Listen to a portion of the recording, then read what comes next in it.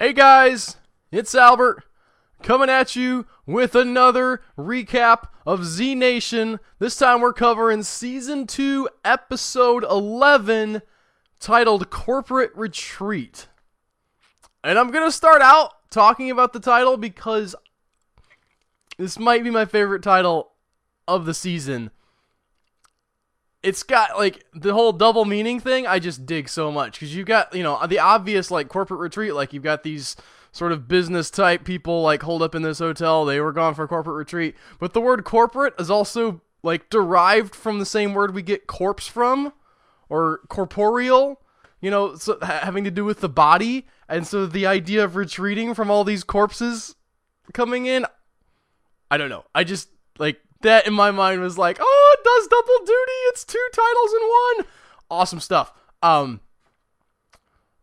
And further awesome stuff right from the kickoff of the episode is this amazing scene that is supposed to be a forest fire, I think, or some kind of fire that everybody's fighting through. They've got masks over their faces to keep from breathing in the smoke, and there's zombies everywhere, and it's all red colored. And it doesn't really work as a special effect, if you want to say it that way, to make it look like they're really in the fire. Like, you don't look at that and instantly think, oh, there's a fire somewhere.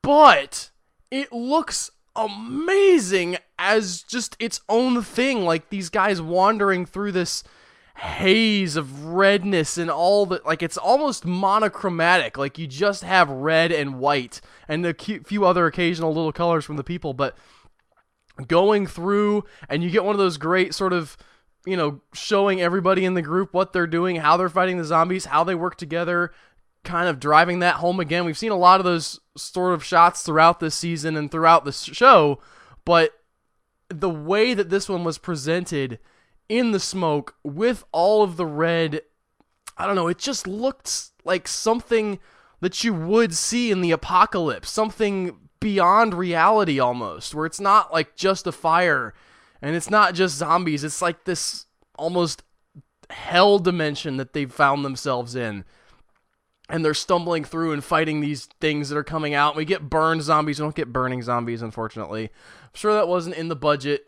I can hope though, but we get the burned up, blackened, charred zombies coming after them. And we also get a little hint at the very beginning. They show us, the end of the last episode again, like, hey, yeah, Murphy's sort of teetering on the edge between humanity and his zombification. Which way is he going to go as far as in his head?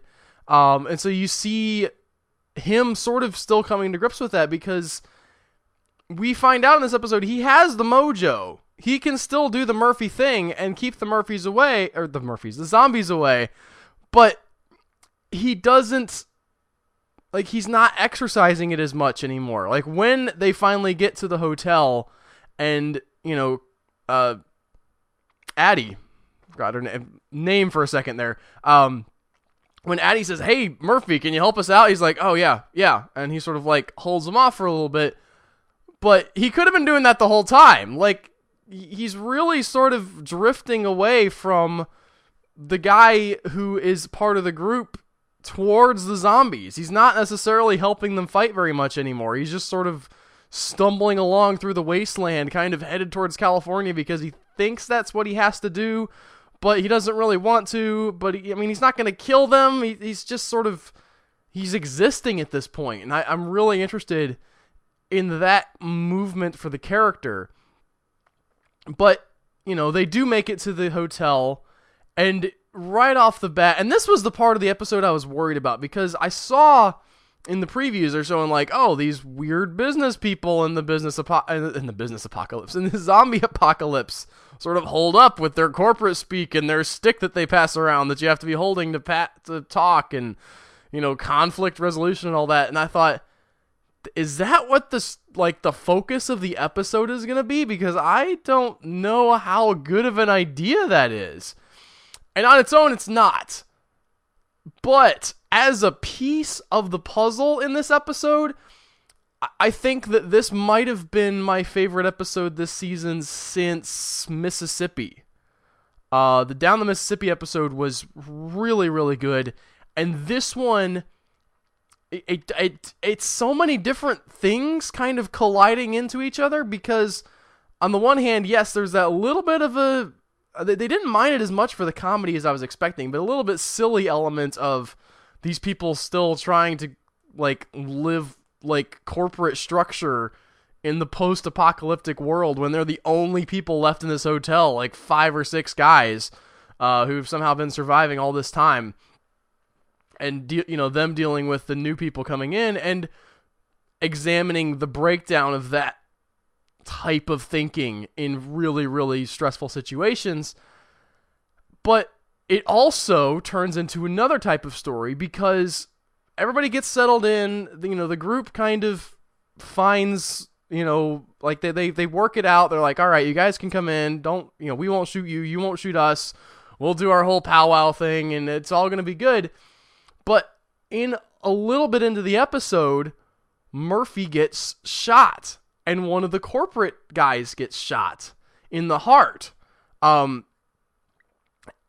it turns into a murder mystery. It turns into this sort of Agatha Christie-esque, like, but still in the zombie apocalypse. And not just in the zombie apocalypse, but because Murphy's there, it's the Z Nation zombie apocalypse with a murder mystery in it. And these episodes that really hit a particular type of genre and do it well, I think, are the strength of the show. And here we have this odd murder mystery where nobody's dead yet because Murphy's been shot through the lung, and the bullet passes through him and hits the other guy in the heart. But because it passed through Murphy, it had Murphy's blood on it. So this guy isn't dying because he got Cassandra'd, for lack of a better word. He's had whatever Murphy can do happen to him, and so he's being kept alive by that. And in the middle of this murder investigation, you get Doc doing mad scientist stuff with Murphy's blood, like cutting his thumb open and like dripping the blood into the other guy's mouth. And that was all really great stuff. And then in the midst of that, you get more of this weird corporate speak, and it's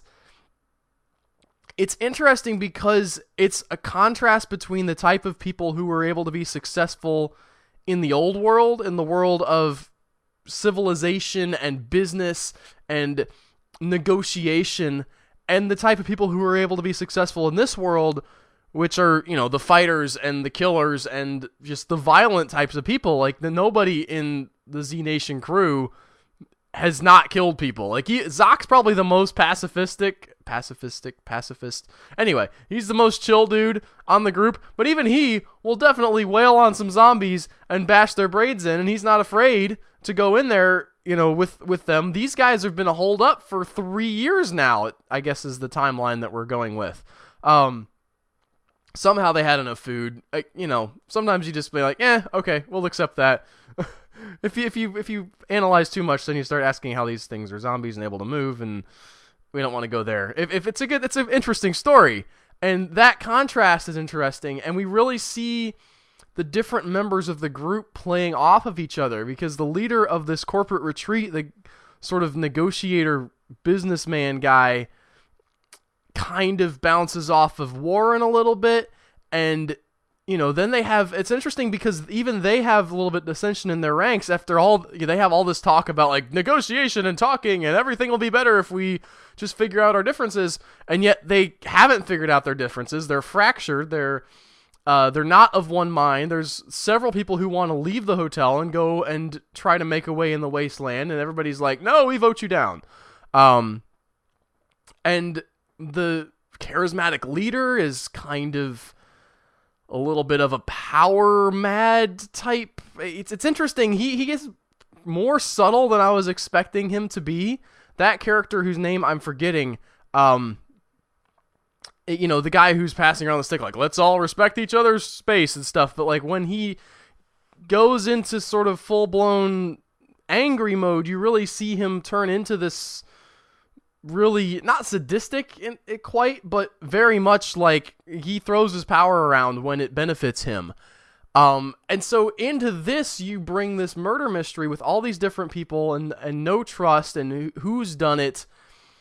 And I will say, I like the way the mystery played out. I like the paranoia, the sort of who did it, looking at different people and everybody looking at each other like, did you do it? Did you do it? What, and they at one point they accused 10K. And they're like, well, obviously you don't, the corporate people say, you don't like this Murphy guy, we can tell. And he doesn't. They have beef. And there's a great scene there where 10K, at first they're like, he wouldn't kill him. Like, Addie takes the stick and she says, first of all, 10K doesn't miss, which was great. If he wanted Murphy dead, Murphy would die. And then Addie goes to bat for 10K. She's like, listen, 10K wouldn't kill Murphy. He's a good guy. And 10K takes his stick from her and he's like, I will kill Murphy when the time is right. And this ain't the time. So, and I thought that was a big deal. I mean, Murphy's laying asleep on the slab and 10K just comes out and says, yep, I want to kill him and I will, but not until this cure thing gets resolved. So he's safe for now from me. And that was like, I think a lot of the other members of the group too were like, oh crap, 10K, what did you just say? This is not cool, man. But he really do kind of digging into his anger issues, and they bring that to the forefront a lot.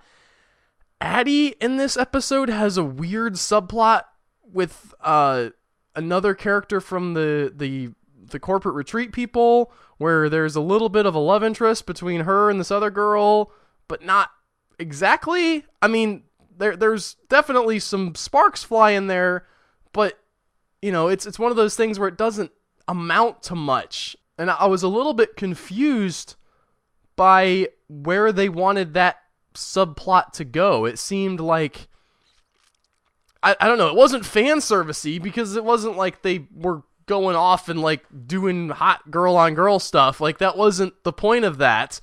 And it didn't really, I mean, it was just sort of the, 10K gets his crush of the week. I guess you'd say it was, the equivalent to that for Addie, but with another girl. But it just felt a little bit out of place, partly because there were a lot of moving parts to this episode.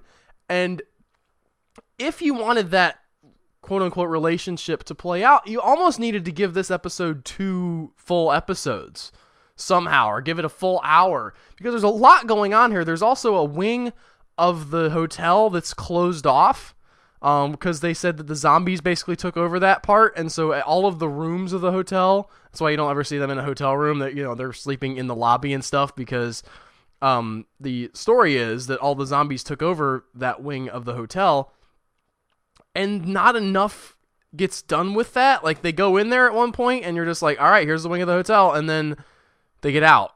It was, I don't know, this episode felt, I enjoyed all of the concept, but it felt a little rushed. And then when you get to the reveal of who the killer is, maybe I'm dumb, but it was somebody, it seemed to me like it was one of the characters who they intentionally avoided showing until that point. You're just like, wait a minute, was that guy in the episode the whole time? Like, who is that? To make an effective murder mystery resolution, it needs to be a character that could have done it, but maybe you weren't suspecting. So, for instance, it needs to be someone who has been on screen for more than half a second. And it felt to me, again, maybe I missed something somehow, by not paying attention, but the guy had very little screen time and almost no lines up until the point where it's like, I'm the killer, yes, and it turns out that I was hiding in that part of the hotel with the zombies for some of the time, and that blonde girl who was into Addie helped me, and the resolution just felt like confusing a little bit. I would have liked that to be more or better or something. I don't know. Again, it seems like the kind of thing that could have benefited from having a little bit more time to play with. And I'm glad, I'm of two minds here, because I liked the combination of the weirdness of the corporate retreat with the murder mystery thing. I thought that made for an interesting tone for the episode, But ultimately, I felt like the murder mystery, while it was the most important and most interesting part of the episode, kind of failed. The resolution of that really kind of failed. The resolution of the love interest or whatever it was between Addie and the blonde lady sort of fizzled. And I mean, all you got was that Addie is, now interested in other people besides Mac and is sort of moving on, which we got more character development from her than we have since then. I mean, I like that about it. I like that finally Addie's doing something besides just being sort of the stony-eyed killer and not processing Mac's death. But it didn't. It felt a little bit jumbled. This was a step up from last week's episode, I think. Although I keep saying, I have my pros and cons about a lot of these. But again, if you make a murder mystery, you gotta make the resolution a little bit more powerful. And I felt like that the way they resolved that was just sort of confusing. And it needs to be one of those like bum bum bum moments. The other big thing that really needs to be talked about in this episode is Murphy. And he's not present for a lot of this stuff. He gets a concussion, he's knocked out because of, after he gets hit by the bullet, he falls, he hits his head. So he's in this weird dream state where his mind is sort of wandering out there with the zombies. I mean, we've seen his psychic connection with them before, but I think this is really one of the first times where he's getting into their heads, not like invading their heads, but actually sort of merging with their minds, because his mind's knocked out, and so his connection with them, however it works, is becoming stronger, and that's a problem. That's a problem because of what happened last episode, where he's freaking out about them killing them, and now he's really connected with all the zombies, and that's becoming more of a thing because of the bump on his head. I think that ultimately is going to be the biggest takeaway from this episode, is not anything about the murder mystery or the love interest or whatever, but the fact that Murphy is really becoming more one with the zombies than the people. And I think that's where his character's going. I think that's going to be his arc. I would be surprised if he doesn't end up being some kind of antagonist in season 3 or 4. I can't state that definitively because I know Z Nation, I don't know, they're a weird show because they're somewhat about the status quo, right? Like, you go from episode to episode to episode, and there's not a lot of, I mean, you'll kill off characters and stuff, but you need to maintain a certain group dynamic to have the show. But if they, I don't know, I think it would be interesting, I'll say this, if Murphy becomes the villain of one of the later seasons, and becomes the thing that they're fighting, and maybe they team up with him again. But I think, King Murphy, king of the zombies, at the center of one of those zombie hordes, could be really interesting with all of his people that he's bitten that are also semi-conscious, and he's sending them out. I don't know where they're going, but I know that they're changing Murphy, and that's not a thing they're afraid to do. And I don't think that the direction they're going with is going to end with him being a lovable, wonderful, puppy-hugging guy. I think he's going to end up on the side of the zombies, and that may actually end up being a good thing, because we're getting Dr. Kurtz in that. Not Dr. Kurtz. Who's the guy? Killian? Anyway, the bad guy from the end of season 1, which I'm very excited he's coming back with his face all messed up. We saw him in the plant zombie episode as well. So, coming back to him, going back with the Zetas, coming to the end of this season, guys. We've got like 4 episodes left, and I think that they're going to start getting more plot heavy, like this one a little bit was, talking more about Murphy's transformation. So, overall, I think this was a step up from last week. I enjoyed it more than last week, although in retrospect, it still had some problems. But I enjoyed it a lot more than last week's episode. But regardless, I'm excited with the direction the show's going. There's some interesting turns. I still contend that season 2 is not as strong as season 1, but I'm still having fun tuning in, and I'm looking forward to what is happening next episode and what is going to happen leading up to the conclusion, the grand finale of this season, and season 3 is still coming, so there's more Z Nation to be had fun with. Stay tuned for that, and stay tuned next week for more Albert Recap Z Nation, and I'll see you next week.